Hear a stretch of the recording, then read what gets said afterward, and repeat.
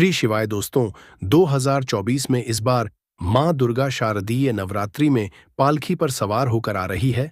मतलब दोस्तों, माता रानी जब पालकी पर सवार होकर आती है तो इसे शुभ नहीं समझा जाता है।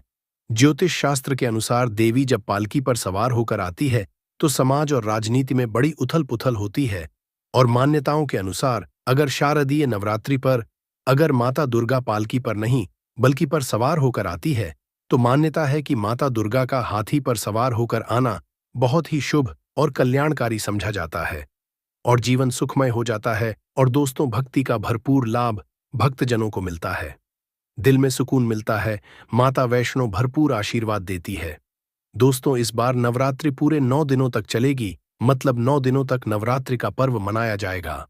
न एक भी दिन कम, न एक भी दिन, पूरे 9 दिनों तक चलेगी। माता वैष्णो की पूजा, मां शेरावाली की विशेष रूप से पूजा आराधना की जाएगी। शारदीय नवरात्रि का पहला व्रत 3 अक्टूबर गुरुवार को रखा जाएगा और अंतिम व्रत 11 अक्टूबर बुधवार के दिन रखा जाएगा। और दोस्तों, 11 अक्टूबर को कन्या पूजन किया जाएगा, जो कि इस दिन नवरात्रि समाप्त हो जाएंगे। आपको बता दें, इस बार घट स्थापना का शुभ मुहूर्त सुबह 6:14 से सुबह 7:30 तक रहेगा। घट स्थापना की अवधि 1:06 की है। घट स्थापना का अभिजीत मुहूर्त सुबह 11:45 से दोपहर 12:33 तक रहेगा। दोस्तों, चलिए अब जानते हैं नवरात्रि में कौन कौन सी सब्जी नहीं खाना चाहिए और कौन कौन सी सब्जी खाना चाहिए और कौन सा फल खाने से व्रत टूट जाता है। उससे पहले दोस्तों, जान लेते हैं शारदीय नवरात्रि क्यों मनाई जाती है। शारदीय नवरात्रि मनाने के पीछे एक पौराणिक कहानी है कि मां दुर्गा ने महिषासुरा नामक राक्षस का वध किया था और ऐसा समझा जाता है कि वहां महिषासुरा नाम का एक राक्षस था। उसे भगवान ब्रह्मा ने अमृता का वरदान दिया था और इस आशीर्वाद के कारण महिषासुरा पृथ्वी से लेकर स्वर्ग तक सभी को परेशान करने लगा। ऐसे में सभी देवी देवता उसके अत्याचारों से चिंतित होकर ब्रह्मा, विष्णु और महेश के पास जाते हैं। दोस्तों, तीनों देवताओं ने आदि शक्ति का आह्वान किया। तब दोस्तों, भगवान शिव, विष्णु और अन्य देवताओं के क्रोध के कारण उनके मुख से एक ज्योति प्रकट हुई और वह ज्योति एक स्त्री में बदल गई। इस तरह मां आदि शक्ति प्रकट हुई। इसके बाद अन्य देवताओं ने उन्हें अस्त्र शस्त्र प्रदान किए। तब मां दुर्गा ने महिषासुर को चुनौती दी और 9 दिनों तक युद्ध चलने के बाद 10वें दिन मां ने महिषासुर का वध कर दिया।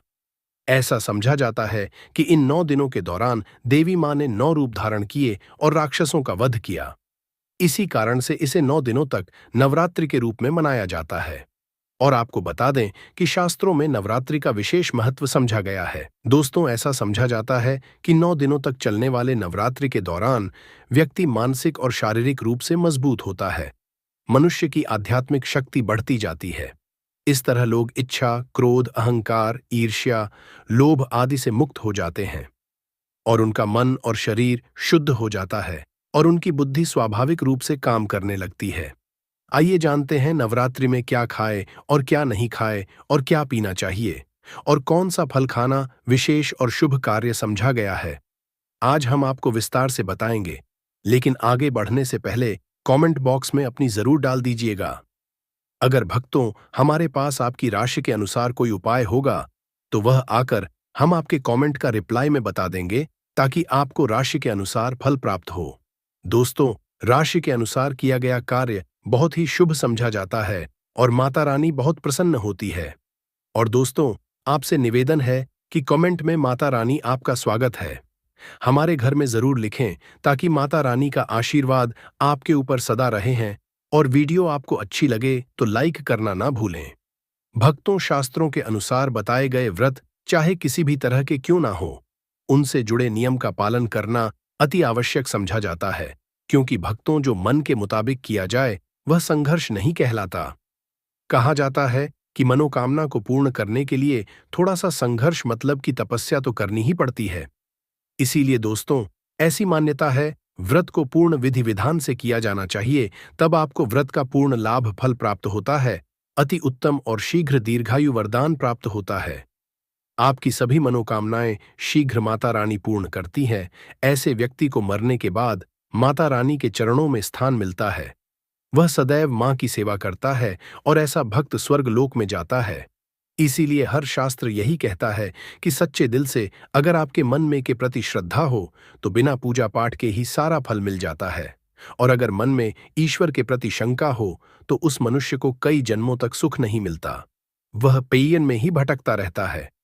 भागवत गीता में भगवान श्री कृष्ण ने स्वयं कहा था, भक्तों, जो मनुष्य सच्चे हृदय से ईश्वर को पुकारता है तो उसका नाता उस शक्ति से जुड़ जाता है जिसे आपने सच्चे हृदय से पुकारा था।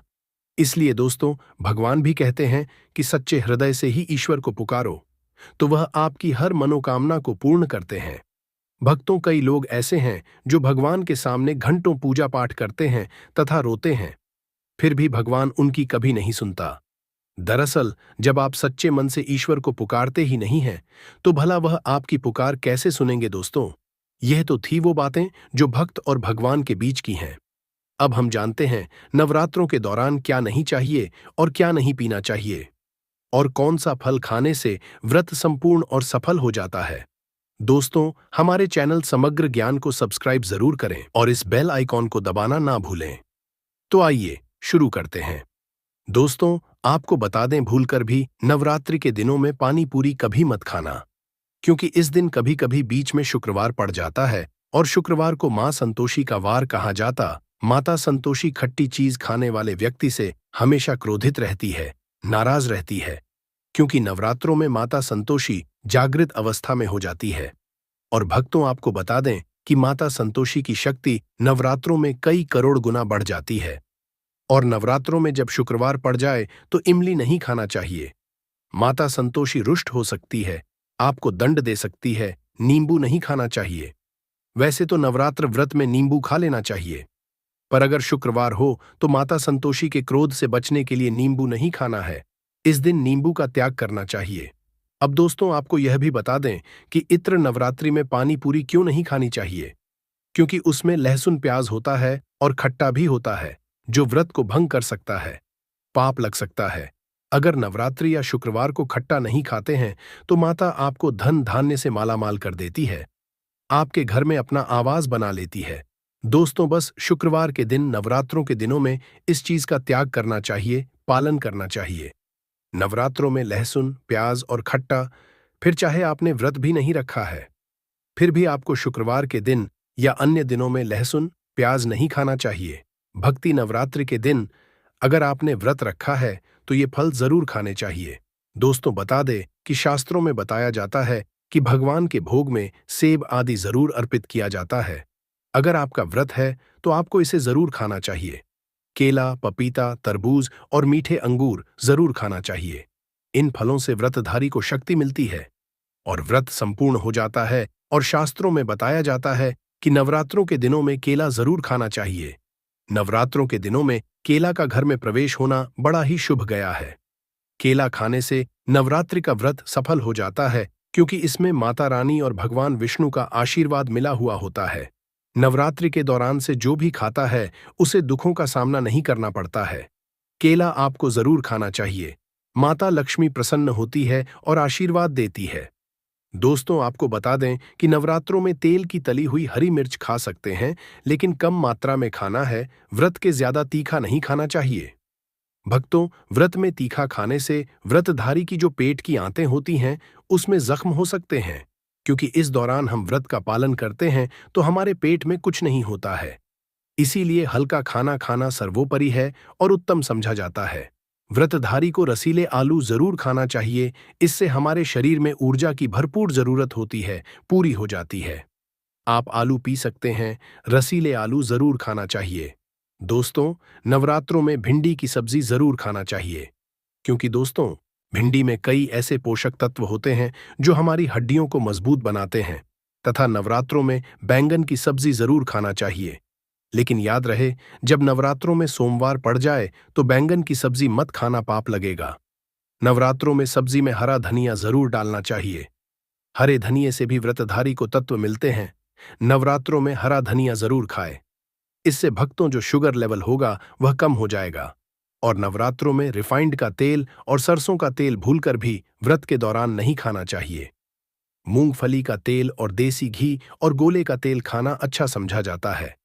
और दोस्तों, नवरात्रों में व्रतधारी को डिब्बा बंद लस्सी, डिब्बा बंद जूस नहीं पीना चाहिए।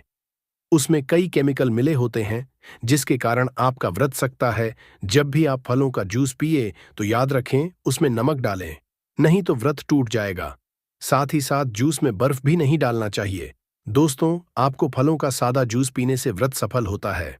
दोस्तों, नवरात्रि के दौरान सिंघाड़े का आटा या कुत्तों का आटा खाने से पहले यह देख ले कि आटा पुराना नहीं होना चाहिए, क्योंकि दोस्तों पुराने आटे में कीड़े वगैरह पड़ जाते हैं, जिसके कारण आपका व्रत सकता है, क्योंकि यह छोटे छोटे कीड़े हमें दिखाई नहीं देते और आपके मुंह तक पहुंचाते हैं।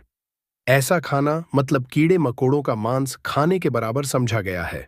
दोस्तों, नवरात्रि के दौरान आप शाम के समय खाने में दही ले सकते हैं और आलू वगैरह खा सकते हैं। आलू के चिप्स खा सकते हैं, साबूदाने की टिकिया बनाकर खा सकते हैं और साबूदाने की खिचड़ी खा सकते हैं। आलू के पापड़ भी खा सकते हैं। दोस्तों, शारदीय नवरात्रि के दौरान आप दूध पी सकते हैं, जो आपको ताकत देगा। चाय वगैरह भी पी सकते हैं। साथ ही साथ यह भी जानिए, माता रानी को 3 चीजें कभी अर्पित मत करना, इससे माता रानी क्रोधित हो जाती है।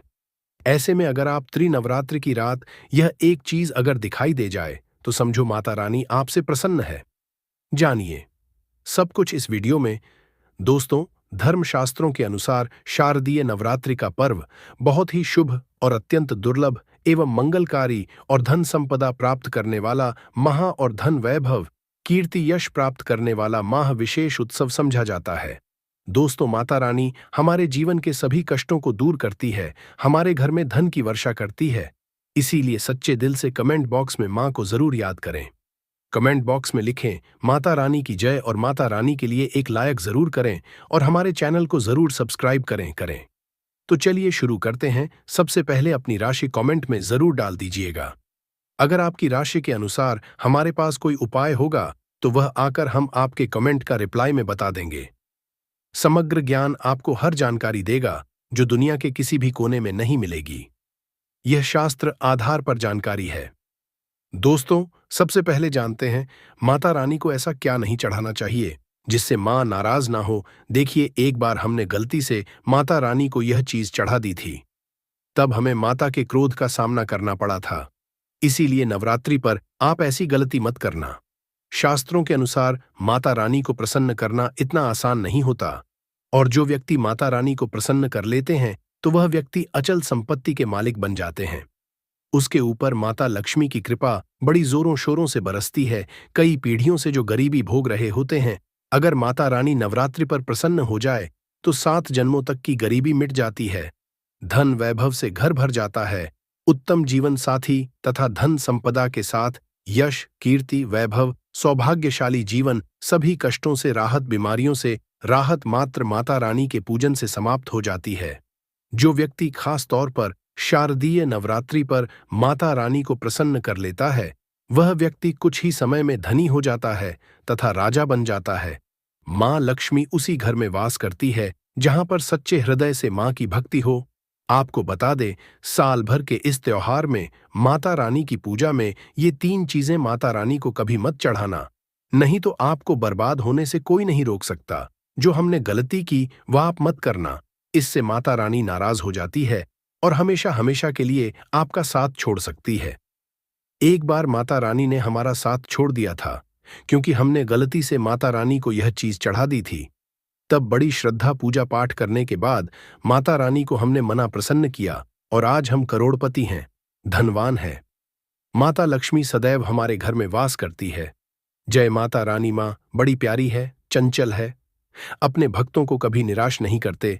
तो चलिए पुरातन धर्म ग्रंथों के आधार पर, शास्त्र आधार पर यह जानकारी शुरू करते हैं। भक्तों, इस दिन राहु केतु अपनी चरम सीमा पर होते हैं। जो लोग कर्ज लेते हैं, कर्ज देते हैं, राहु उनके जीवन में आकर उल्टा उन्हें कंगाल, बर्बाद, नष्ट तथा घर में दरिद्रता आवाज बना देते हैं, और ऐसे घर से माता लक्ष्मी, माता दुर्गा रुष्ट हो जाती है। आप माता रानी को शारदीय नवरात्रि पर एक मिश्री का टुकड़ा भी अर्पित करके पूजा पाठ कर सकते हैं। अगर आपके पास धन नहीं है तब भी माता रानी उतना ही प्रसन्न होती है और आपके जीवन में धन और धनवान पूर्ण रूप से आपको यश कीर्ति प्रदान करती है। माता को छल कपट द्वारा करने पर तथा उन पैसों से पूजा करने पर माता प्रसन्न नहीं होती। उल्टा माता रानी अत्यंत रूप से क्रोधित हो जाती है। इसीलिए हम तो कहते हैं कि ऐसा न करें तो ज्यादा ही अच्छा होगा। हमने जो गलती की, कम से कम आप वह गलती न करें। ये गलती समग्र ज्ञान चैनल कर चुका है। इसीलिए हम चाहते हैं माता रानी की कृपा आपको उचित मार्ग करने के बाद ही प्राप्त हो। भक्तों, जब आप माता रानी की मूर्ति या लेकर आए तो हमेशा ध्यान से देख लें। टूटी हुई तथा छठ की मूर्ति नहीं होनी चाहिए। खंडित मूर्ति की पूजा नहीं की जाती, इससे माता रानी नाराज हो सकती है। शारदीय नवरात्रि पर पूजा की चौकी लाल कपड़े से बिछानी चाहिए। सफेद कपड़ा तथा काला कपड़ा या नीला कपड़ा नहीं बिछाना चाहिए। लाल रंग सर्वश्रेष्ठ और माता रानी को बहुत प्रिय है। भगवान कृष्ण कहते हैं, जो व्यक्ति माता रानी की पूजा में लाल कपड़े का आसान माता रानी का पूजन करेगा, उसके घर में धन, वैभव, यश, कीर्ति, उत्तम फलाहार रूप में उसका घर अन्न धन से भरा रहता है। घर में सुख समृद्धि की कोई भी कमी नहीं रहती। इससे माता रानी अत्यंत प्रसन्न होकर इस आसन पर विराजमान होती है और प्रसन्न होती है। समग्र ज्ञान यूट्यूब चैनल आपको बारी बारी जानकारी बताएगा। वीडियो में अंत तक बने रहना और एक लाइक जरूर करें दोस्तों। माता की पूजा में हरा वाला नारियल नहीं चढ़ाना चाहिए। इस समय आपको जटा वाला नारियल चढ़ाना चाहिए, क्योंकि नारियल माता रानी का प्रतीक है। शारदीय नवरात्रि पर नारियल घर में जरूर लाना चाहिए। इससे साक्षात माता रानी का आगमन होता है। माता रानी को फलों में नाशपाती नहीं चढ़ाना चाहिए, इससे पाप लगता है। नाशपाती मतलब नाश करने वाला, इसीलिए शुभ समय पर नाशपाती नहीं चढ़ाना चाहिए। माता रानी के पूजन में अक्षत चावल का बहुत महत्व समझा गया है। शारदीय नवरात्रि पर चावल माता रानी को जरूर अर्पित करने चाहिए। टूटे हुए चावल नहीं होने चाहिए, इससे माता रानी नाराज हो जाती है। शारदीय नवरात्रि पर घर के चावल कभी किसी को मत देना, इससे माता रानी आपका घर छोड़ सकती है, क्योंकि चावल माता लक्ष्मी का प्रतीक है। इस समय माता लक्ष्मी घर पर आती है, जाती नहीं है। समग्र ज्ञान चैनल पर आए हैं तो आपको सच्चा ज्ञान प्राप्त होगा। लिखित आधार पर यहां झूठा ज्ञान नहीं दिया जाता है। दोस्तों, हमेशा याद रखें, शारदीय नवरात्रि के पूजन में माता लक्ष्मी को तुलसी नहीं चढ़ानी चाहिए, क्योंकि इस समय मां दुर्गा, मां लक्ष्मी और 9 देवियों की पूजा की जाती है। इसीलिए चैत्र नवरात्रि के पूजन में तुलसी अर्पित नहीं करनी चाहिए। दोस्तों, त्रिनवरात्रि पर लहसुन, प्याज का खाना नहीं बनाना चाहिए। इस समय हलवा, खीर, पूड़ी आदि बनानी चाहिए, क्योंकि यह खाना माता को भोग लगता। इसीलिए इस दिन मांस, मदिरा, लहसुन, प्याज का खाना घर में नहीं लाना चाहिए। ऐसे शुभ मुहूर्त पर अशुभ कार्य ना करें दोस्तों। देखिए, शुक्रवार का दिन माता लक्ष्मी को समर्पित होता है तथा माता संतोषी को भी समर्पित होता है। इमली की चटनी, नींबू खा लेते हैं तो इससे माता संतोषी क्रोधित हो जाती है। जब शारदीय नवरात्रि पर आए तो इस दिन माता संतोषी जागृत हो जाती है। इसीलिए इस दिन इमली, पानीपुरी आदि नहीं खाना चाहिए। कम से कम थोड़ा माता संतोषी का मान सम्मान जरूर बढ़ाएं। इससे धन की देवी माता लक्ष्मी और अत्यंत रूप से प्रसन्न हो जाती है और आपको धन और धनवान रूप से आपके घर में वास बना लेती है। दोस्तों, शास्त्रों के अनुसार समझा जाता है कि शारदीय नवरात्रि के दिन एक स्त्री को लाल, गुलाबी तथा पीला रंग या भगवा रंग के कपड़े ही पहनने चाहिए। माता रानी के पूजन में सुहागिन महिला सफेद रंग नहीं पहनना चाहिए। यह रंग विधवा रूप समझा गया है तथा काला रंग भी पहनकर पूजा नहीं करनी चाहिए। इसे शुभ नहीं समझा जाता। काला रंग शनि का प्रतीक होता है। माता रानी को लाल कपड़े अति प्रिय है। लाल रंग माता रानी को बहुत ही अच्छा लगता है। शारदीय नवरात्रि पर सुहागन महिलाओं को अपनी मांग में भरपूर मात्रा में सिंदूर भरना चाहिए। पैरों में पायल तथा श्रृंगार आदि होना चाहिए। इससे माता रानी प्रसन्न होती है और आपको धन धान्य से मालामाल कर देती है। माता रानी कहती हैं, जो मेरे लिए इतना श्रृंगार आदि कर सकती है तो उसके प्रति मेरे लिए भक्ति कितनी होगी। माता रानी बहुत प्रसन्न होती है। मां दिल से ऐसी स्त्री को आशीर्वाद अपना सदैव देती है। अखंड सौभाग्यवती का वरदान देती है। या फिर कौन सी चीज है, घर में लाने से धन संपदा इतनी बढ़ जाएगी कि आप कुछ दिनों में ही धनवान बन जाओगे। दोस्तों, नवरात्रि के दिन बहुत ही पवन और मंगलकारी माने जाते हैं। इस समय सभी देवताओं की शक्ति बहुत ज्यादा बढ़ जाती है और इससे भक्तों को लाभ ही लाभ प्राप्त होता है। माताएं बहनों, आप सभी को हम बता दें कि पुरानी कल को बुलाकर हमें नए कल की शुरुआत करना चाहिए। नवरात्रि पर अगर आप ये काम करें तो दुनिया की कोई भी ताकत आपके भविष्य पर ग्रहण नहीं लगा सकती। अगर आप चाहते हैं पूरी जिंदगी भर आपका साल अच्छा गुजरे तो आप नवरात्रि पर यह काम जरूर कर लेना और देखिए, आप अपने पुराने को बुला करके नए कल की अच्छी शुरुआत करते हैं तो बिल्कुल ही वह समय आपके लिए अच्छा रहता है। ऐसी कौन सी सामग्री है जो घर में खरीद कर लाने से पूरे वर्ष हमारे घर में धान का भंडार भरा रहता है? इस वीडियो में बताऊंगा। हमारे चैनल का मकसद है जनहित एवं जन कल्याण करना। सारी ऐसी सामग्री होती है जिसे आप नवरात्रि के दोनों में अच्छा शुभ दिन मान करके घर में खरीद कर लाते हैं। बिल्कुल ही वो आपके जीवन में परिवर्तन लाता है। वह आपके जीवन में एक नया ऐसा मोड़ लाता है जिससे आप स्वयं को बदलते हुए देख सकते हैं। तो आज के वीडियो में मैं आप लोगों को 5 से 7 ऐसी सामग्री के बारे में बताऊंगा। 5 से 7 ऐसी वस्तुओं के बारे में बताऊंगा जिससे आप नवरात्रि के दिन इनमें से कोई भी एक वस्तु नवरात्रि के दिन घर में खरीद करके लाते हैं तो आप स्वयं देखना, आपके जीवन में इतना धन, वैभव और सुख शांति प्राप्त होगी जिसकी आप कल्पना नहीं कर सकते। अगर आपका साल 2023, 2022, 2021 है, अगर बहुत ही खराब तरीके से बीता है तो आपको परेशान नहीं होना है। एक नई सुबह के साथ हमें नई कल की शुरुआत करना चाहिए। तो कौन सी ऐसी सामग्री है जिसे आप घर में खरीद करके लाए जिससे आपकी आध्यात्मिक उन्नति हो, आप धन दौलत से परिपूर्ण बने? क्योंकि दोस्तों, यह काली कल है। अगर आपके पास धन है, दौलत है तो लोग आपकी इज्जत करते हैं। आप कितने ही गुणगाम व्यक्ति क्यों ना हो, सज्जन व्यक्ति हो, अगर आपके पास पैसा नहीं है तो लोग केवल आपके ऊपर हंसते हैं, आपका हंसी मजाक उड़ा सकते हैं। तो इस काली काल में धान का होना भी बहुत ही जरूरी है। आप मेहनत करिए, कोई बात नहीं। मेहनत के साथ साथ कुछ ऐसी सामग्रियां हैं जिस घर में खरीद करके लाने से तुलना में आपको 1000 गुना ज्यादा फल प्राप्त होता है। दोस्तों, कौन सी ऐसी सामग्री है जो हमें नवरात्रि के दिन घर में खरीद करके लाना चाहिए जिससे हमारी आध्यात्मिक उन्नति हो, हमारे घर में तेजी से धन दौलत की प्राप्ति हो, हमारे घर में तेजी से सुख शांति का वास बना रहे? अगर पूरे वर्ष अगर आप चाहते हैं कि आपके घर में धन दौलत का मैं लक्ष्मी वास बना रहे, धन दौलत की आपके घर में तेजी से बढ़ोतरी हो, आपके घर में सुख शांति का वास बना रहे, तो आप हमारी वीडियो में बताई जा रही 5 से 7 सामग्री में से कोई भी एक सामग्री आप अपने घर में खरीद कर जरूर लगा। और हाँ, मैं सभी दर्शकों से प्रार्थना करना चाहूंगा कि इस वीडियो को आगे बीच में छोड़ करके मत जाना, क्योंकि अधूरा ज्ञान हमेशा खतरनाक साबित होता है। लोग आते ही बीच में वीडियो को छोड़ करके जाते हैं तो इस आपका ही नुकसान होता है। हम जो जानकारी बताते हैं वह जानकारी बिल्कुल ही आपको आगे चलकर की काफी लाभ प्रदान करती है। आप सभी दर्शकों को सही दिशा दिखाने हमारा कर्तव्य बनता है। माताएं बहनों, आप सभी को हम बता दें कि हिंदू धर्म में नवरात्रि का अपना एक अलग महत्व है। हर साल शारदीय नवरात्रि आश्विन का त्योहार शुक्ल पक्ष की प्रतिपदा तिथि से नवमी तिथि तक मनाई जाती है। इस दौरान भक्त मां के 9 अवतारों की विधि विधान के साथ पूजा अर्चना करते हैं। इस वर्ष शारदीय नवरात्रि की शुरुआत 3 अक्टूबर 2024 दिन गुरुवार से हो रही है। अगर आप मां दुर्गा का आशीर्वाद पाना चाहते हैं तो इस दिन कुछ चीजों को खरीद कर कि इन चीजों को घर लाने से मां दुर्गा का घर में आगमन होता है। इसके साथ ही आपके जीवन से सभी परेशानियों का अंत हो जाता है। तो ऐसे में आइए जानते नवरात्रि में कौन सी चीजों को घर लाना बेहद शुभ समझा जाता है। तो प्रथम सामग्री कौन सी खरीद करके लाना है?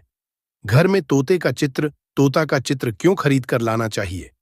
इसके पीछे भी एक कारण बताना चाहूंगा। इसमें वास होता है, ऐसा समझा जाता है। आपके घर में अगर छोटे बच्चे हैं या फिर अगर आप यूपीएसएससी की तैयारी करते हैं, कोई अच्छी जॉब के लिए तैयारी करते हैं और आपका पढ़ने में मन नहीं लगता है, या फिर आपको नींद आने लग जाती है, या फिर बीच बीच में कोई परेशानी आ जाती है, या फिर आपके घर में जो छोटे छोटे हैं जिनका पढ़ाई में मन नहीं लगता है, तो तोते का चित्र लाइए और घर की उत्तर दिशा में आप तोते की तस्वीर को बिल्कुल ही वहां पर लगा दीजिए। ऐसा समझा जाता है कि उत्तर दिशा में अगर आप नवरात्रि के दिन तोते की तस्वीर घर में लगा लेते हैं तो आपके घर में जो पढ़ने वाले बच्चे हैं उनका काफी मन लगने लगता है, घर में आपसी प्रेम बढ़ाने लग जाता है। सभी लोगों की जो आयु होती है वह लंबी हो जाती है, सौभाग्य की प्राप्ति होती है और तोते को दरिद्रता का नाश कहा जाता है। आपके में बीमारी है, दर्द देता है, अर्थात आपके घर में जो गरीबी है उसको यह नाश करने वाला कहा गया है। वास्तुशास्त्र में तोते को बहुत ही उत्तम पक्षी कहा गया है। जिस स्थान पर तोता का चित्र रखा जाता है उसी स्थान पर कभी भी दरिद्रता का वास नहीं होता है। तोते की तस्वीर जरूर लाइए और आगे बढ़ने से पहले अगर आपने हमारे चैनल को सब्सक्राइब नहीं किया है तो चैनल को सब्सक्राइब करके बेल आइकॉन जरूर दबाइएगा। दोस्तों, आपसे एक बात और कहना चाहूंगा कि आप अपनी हमारे कमेंट बॉक्स में जरूर शेयर करें हमारे साथ, क्योंकि हम आपकी राशि से जुड़े कुछ ऐसे उपाय भी बताते हैं जिनसे आपको धन की प्राप्ति हो और कुछ विशेष रूप से आप पर कृपा हो। या फिर आप यह समझ सकते हैं कि आपको हम कुछ ऐसे उपाय भी बताते हैं एवं तांत्रिक उपाय भी बताते हैं जिनसे आपको लाभ की प्राप्ति हो और आपको कोई भी समस्या हो तो भी आप हमारे कमेंट बॉक्स में हमें बता सकती हैं, क्योंकि हम प्रत्येक कमेंट को विषय रूप से उसी पर ध्यान देते हैं और आपकी सभी सवालों का जवाब भी देते हैं। सच्चे हृदय से कमेंट बॉक्स में लिखना ना भूलें। हर हर महादेव, ओम नमः शारदीय नवरात्रि पर घर लाए ये लाभकारी चीजें मां दुर्गा की प्रतिमा।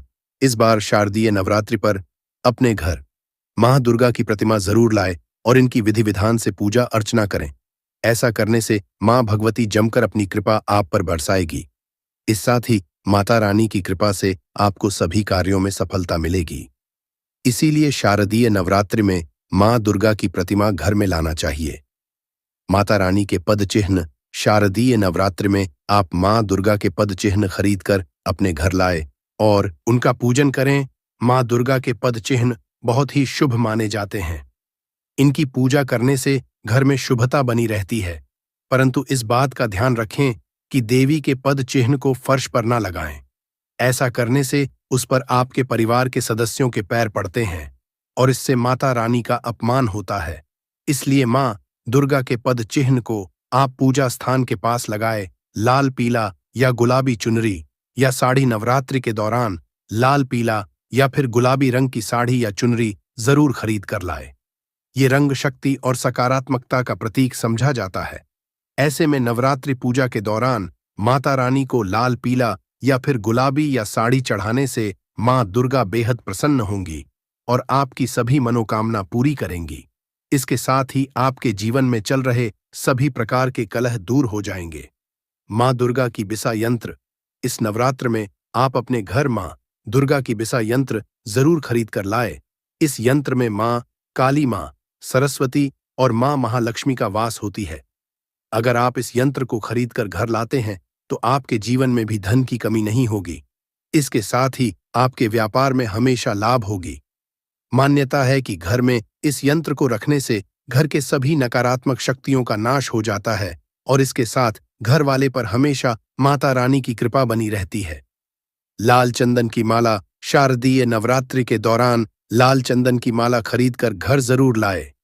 लाल चंदन की माला से मां दुर्गा के मंत्रों का जाप करने से माता रानी शीघ्र प्रसन्न जाती है और साधक के जीवन खुशियों से भर देती है।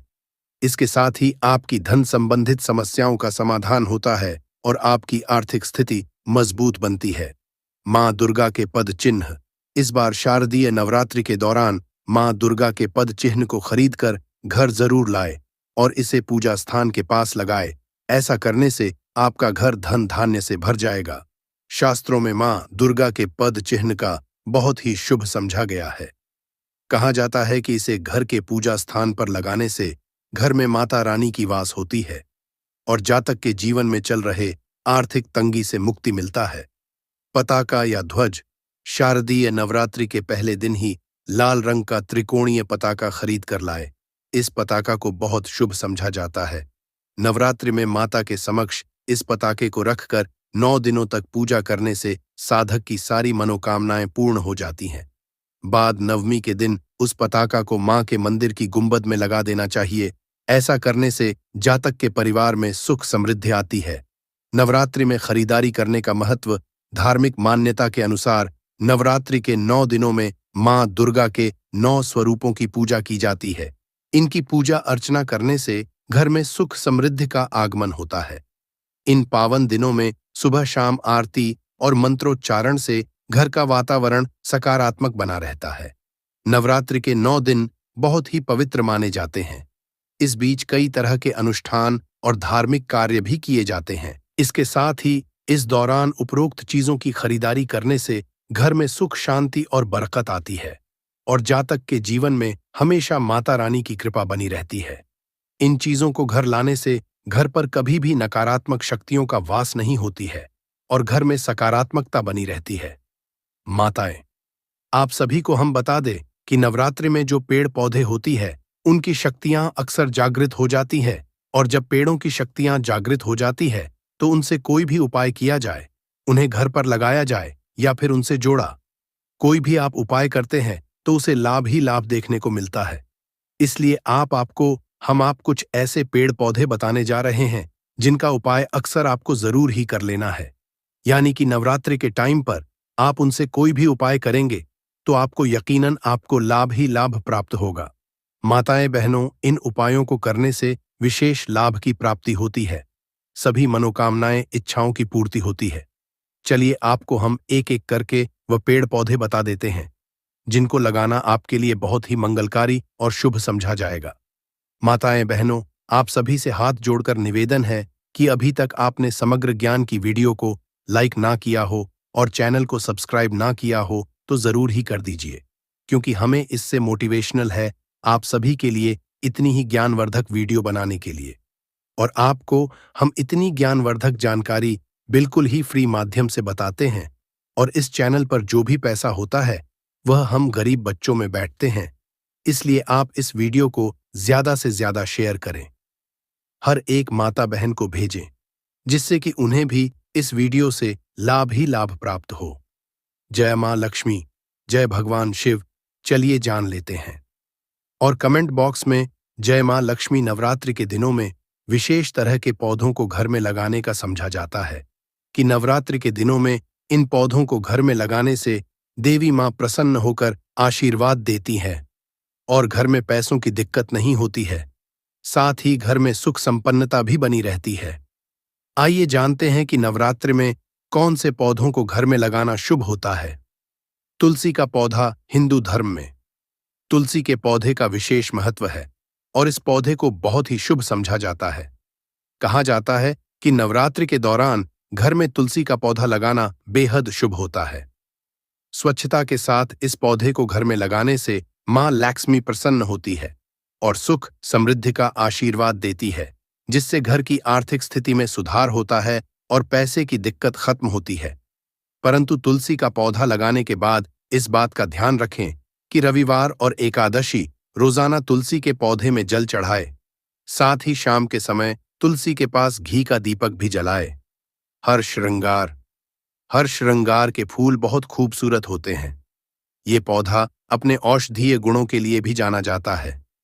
धन की देवी माता लक्ष्मी को हर श्रृंगार के फूल बेहद प्रिय हैं। वास्तु के अनुसार हर श्रृंगार का पौधा घर की तमाम समस्याओं को हल करता है। वास्तु के अनुसार इस पुष्प के पौधे को छूने मात्र से ही मानसिक तनाव कम होने लगता है और घर में सुख शांति आती है। घर में हर श्रृंगार पौधा लगाने से आर्थिक समस्या भी दूर होती है। आंवला। पुराणों के अनुसार आंवला के वृक्ष पर देवताओं का वास होता है। आंवले का पेड़ और इसका फल भगवान विष्णु को अति प्रिय है। घर में आंवले का पेड़ उत्तर या पूर्व दिशा में लगाना हमेशा लाभकारी होता है। आंवले का पेड़ लगाकर उसकी नियमित पूजा करने से घर में देवताओं का आशीर्वाद बना रहता है और सारी समस्याओं से मुक्ति मिलती है। शमी। ज्योतिष शास्त्र में शनि के पौधे का संबंध शनि ग्रह से समझा जाता है। अगर शनि देव करना चाहते हैं तो नियमित रूप से इस वृक्ष की उपासना करें। वास्तुशास्त्र के अनुसार शमी के पेड़ को घर के मुख्य द्वार की बाईं तरफ थोड़ी दूरी पर लगाना चाहिए। पौधे को ऐसे लगाना चाहिए कि इसकी छाया घर पर ना पड़े। श्वेतार्क। श्वेतार्क को भगवान गणेश का पौधा समझा जाता है। इस पौधे पर हल्दी अक्षत और जल चढ़ाने से घर में हमेशा बरकत और सुख शांति बनी रहती है। इसके शुभ से घर में लक्ष्मी मां की कृपा बनी रहती है और धन की कभी कमी नहीं होती है। श्वेतार्क के पौधे में औषधीय गुण होते हैं और इसके पुष्प से भगवान शिवा की आराधना की जाती है। इस पौधे की पूजा करने से सूर्य देव भी प्रसन्न होते हैं। अशोक का पेड़ हिंदू धर्म में अशोका का पेड़ बहुत ही शुभ वृक्ष समझा गया है। यह पेड़